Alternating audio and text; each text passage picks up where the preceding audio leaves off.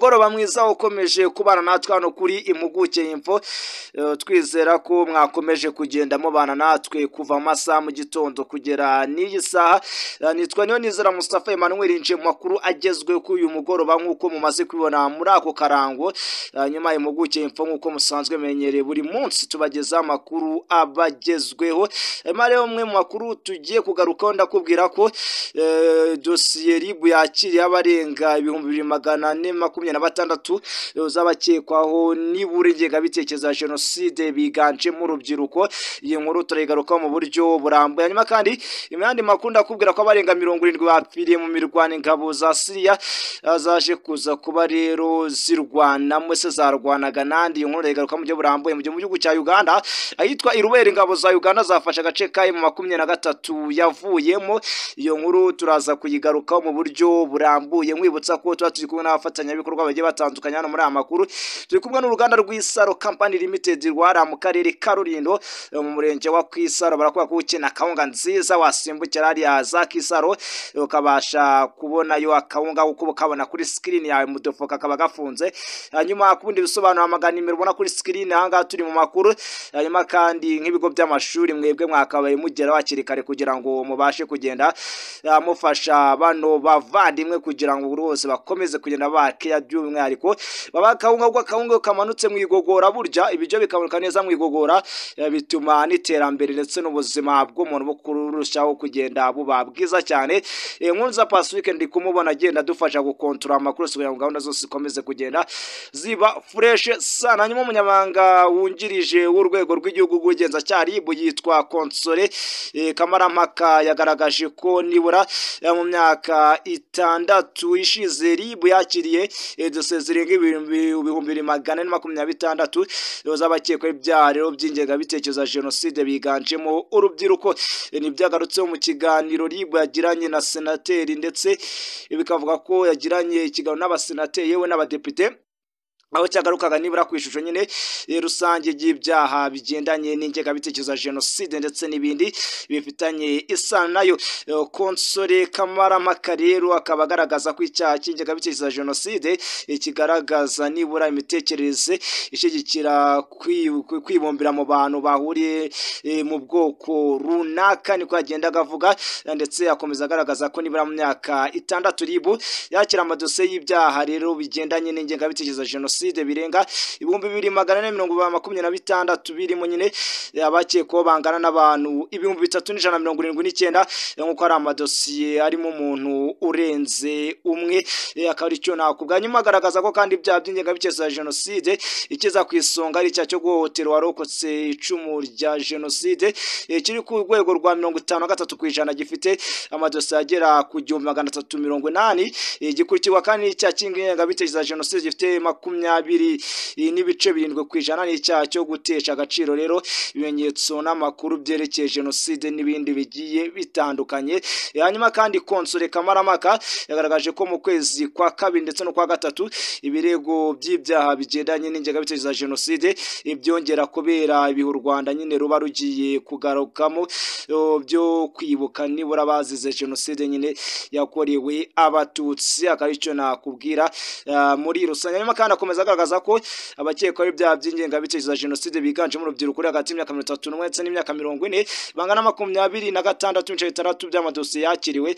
Akaba ari cyo nabasha kukubwira. Hanyuma kandi icyo wamenya nuko akomeza avuga ko nyine isesengura ryakozwe mu ntara y'Amajyepfo ariyo yiganjemo nibura abakekwaho ingengabitekerezo ya jenoside harimo abarengana na 32% ndetse agakurikiraho intara y'Iburasirazuba ifite 27.3%, umujyi wa Kigali 17%, mu ntara y'Iburengerazuba ifite 16%, hanyuma amajyaruguru akagira 7.7%. Akariko bimeze mu gihe kandi uturere twiganjemo nyine nibura ingengabitekerezo ya jenoside uturere 10 twa mbere turimo akarere ka Gasabo, gakurikirwa n'akarere ka Bugesera, gakurikirwa n'akarere ka Nyamagabe, Nyanza, Kamonyi, Nyarugenge, Huye, Ngoma, Kicukiro ndetse na Ruhango. Akariko bimeze rero muri rusange kuri iyi ngingo. Hanyuma reka tuve kuri iyi ngingo narabibutsa ko nyine tariki ya 7 Mata buri mwaka twibuka inzirakarengane zazize jenoside yakorewe abatutsi. Uyu mwaka tukaba tuzaba twibuka ku nshuro 31 akari icyo nabasha kukubwira muri rusange. Harimo abantu 71 bapfiriye mu mirwano yaje kuza kuba ihanganisha ingabo ziri ku butegetsi by'umwihariko, ndetse yewe bikavuga ko izi ngabo zo muri Syria zarwaye n'umutwe twaje intwaro rero wa Bashari Assad nyine wakuye ku butegetsi mu kuboza 2024. Imirwano yabereye mu mujyi witwa Latakia, akaba ndetse yewe so wonyine witwa Talitus. Aho hose bagiye barwana ingabo nyine za Syria zagwaga mu gico cy'abarwanyi nyine bashigikiye Assad ku wa 6 Werurwe 2025. Umuryango wa muri Syria ugenzura yubahiriza by'uburenganzira bw'ikiremwamuntu batangaje ko abapfuye barimo abasirikare 35 ba leta, abagwanyi 32 uyu murgo baba barwanye, ndetse yewe bikavuga ko nyine aba bavandimwe nyine bashigikiye Assad, ndetse we n'abasivile bagera kuri 4, abandi nyine benshi bagiye bakomereka nkuko aya makuru ndi kugenda nyabona mu kinyamakuru igihe.com. Umuvugizi wa Minisiteri y'Ingabo rero yitwa Colonel Hassan Abdul Ghani akaba yaburiye abarwanyi bashigikiye Assad nyine bakomeze gushora intambara kuri leta, abasaba kurambika intwaro hasi. Hanyuma ikindi wamya nuko Bashar al-Assad amaze imyaka 24 ku butegetsi nyine, yamaze imyaka niba ari ku butegetsi hanyuma aza gutsindwa n'imitwe yitwaje intwaro nyine yihurije hamwe, yahungiye mu gihugu cy'Uburusiya. Hanyuma abarwanyi nyine bamushigikiye bakaba bakigaragara mu bice bitandukanye bya Syria, akari cyo nabasha kukubwira kuri iyi ngingo. Hanyuma reka tuve mu gihugu cya Syria dukate gato mu gihugu cya Uganda, aho irubero nyine ingabo za Uganda zafashe agace mu 23 yavuyemo, akaba ariko bimeze. Hanyuma mutwe wa 23 kuwa 4 tariki ya 6 2025 bavuye mu gace kitwa Kahegeri, akaba ari muri teritwari ya Rubero mu ntara ya Kivu y'Amajyaruguru ari muri Repubulika Demokarasi ya Kongo. Society civile yo muri ako gace yabwira Radio Kapena ndi gucesha inkuru ko mu 23 yavuye muri kara gace nyine itarwanye mu gihe kandi yari ihanganye nyine nibura twe yitwaje intwarimo Wazalendo, FDL ndetse n'ingabo za Repubulika Demokarasi ya Kongo. Hanyuma kandi ukamenya ko bafatikana n'ingabo z'u Burundi. Hanyuma kuri ubu ngo amakuru avuga ko nyine nyuma yuko bavuye muri kara gace kitwa Gahegeri M23 yahise ijya hitwa Kasugo, ndetse kakaba gahereye mu birometero 15 uvuye Gahegeri. Hanyuma ikindi wamenya kandi nuko kuri ubu ngubu bibarirwa muri 50 ujya nibura mu burengerazuba bwa centre ya Rubero, akaba ari cyo wamenya rero hariya muri Repubulika Demokarasi ya Kongo. Hanyuma Radio Kapi ivuga ko ingabo za Uganda arizo zahise zijya muri kara gace mu 23 yavuyemo. Icyakora nubwo 23 yavuye muri kara gace kuri ubu ngo society civile yaho ivuga ko nyine ifite ubwoba bw'uko imirwano ishobora kuba yakongera kwaduka muri kara karere, nubwo nyine hashize iminsi hari agahenge, akaba ari cyo navuga muri rusange kuri iyi ngingo ya hariya muri Repubulika Demokarasi ya Kongo. Nakubwiye ko bigoye ko bavuga amakuru usangiyemo Repubulika Demokarasi ya Kongo, ubwo ngubwo akari byo nyine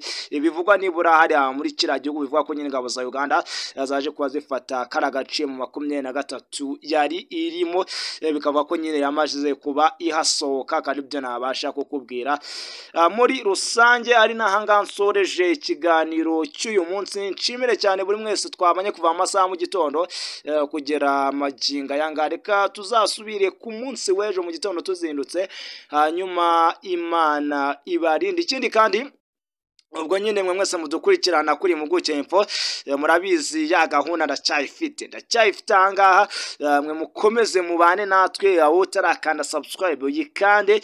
Hanyuma ikindi ujye wibuka gukanda aho muri comment ukirike mutubwire se gahunda ubuzumva gute, ibintu bikomeze kurushaho kugenda biba byiza cyane. Suri Muguke.com, aho ngaho naho ushobora kudukurikirana 5 kuri 5, gahunda zose zikomeze kugenda ziba uburyo. Nshimiye cyane kandi inkuru nziza Pacifique ukomeza kugenda ukontrola gahunda zose za impuguke info, twizera ko akomeza kugenda amererwa neza. Abatekinisiye bose baba badufasha kugira ngo mudukurikirane mu buryo bw'amajwi n'amashusho ku muyoboro wa YouTube, turabashimiye cyane, barimo n'abagenzi bacu bayisenga Jean Bosco, twizera ko kabisa muri abantu babagarika. Amabwire ni wa gatanu mwiza, muze kwitangira neza weekend mwaro, tuzasubire ku munsi w'ejo mu gitondo. Agataho ngaho turabakunda cyane kandi tubaza ku mutima. Ikindi kandi ikintu cya mbere amezi ko hari amakuru ariko hagize icyo bita breaking news iboneka, ndahanga kugira ngo nyibagezeho muri rusange, gahunda zikomeze kugenda ziba fresh. Mustafa yaje kugira ngo abafashe kugenda mumererwa neza cyane. Muze kugira ijoro ryiza abaryamye ndetse n'abari mu bice bitandukanye nko muri Amerika, mushaka kwa muri kuyitegura kubyuka, namwe muze kugira akazi keza. Ubwo ibindi tuzasubira ku munsi w'ejo mu gitondo, muze kugira umugoroba mwiza n'ijoro ryiza. Isaro Maize Flour, iyi ni akawunga nimero ya mbere abayiteguriye ku mafunguro bayikurira ingofero. Baturage mwifuza gucukubira n'imirire mibi ndetse mugahorana imbaraga mu mubiri, mbayitemo kutabura kawunga yitwa Isaro ku mafunguro yanyu. Akarusho kandi nuko ari kawunga yahawe icyemezo cy'ubuziranenge n'ikigo gishinzwe ubuziranenge mu Rwanda, Rwanda Standard Board. Kawunga y'Isaro murayisanga ku maduka atandukanye mu gihugu. Abifuza kurangura namwe nimudusanga ku ruganda rwacu ruherereye mu Kisaro mu karere ka Rulindo, cyangwa muduhamagare kuri 0788 65 14 68 tuyikugerezaho wifuza. Isaro Maize Flour, umwimerere w'ibigori by'iwacu.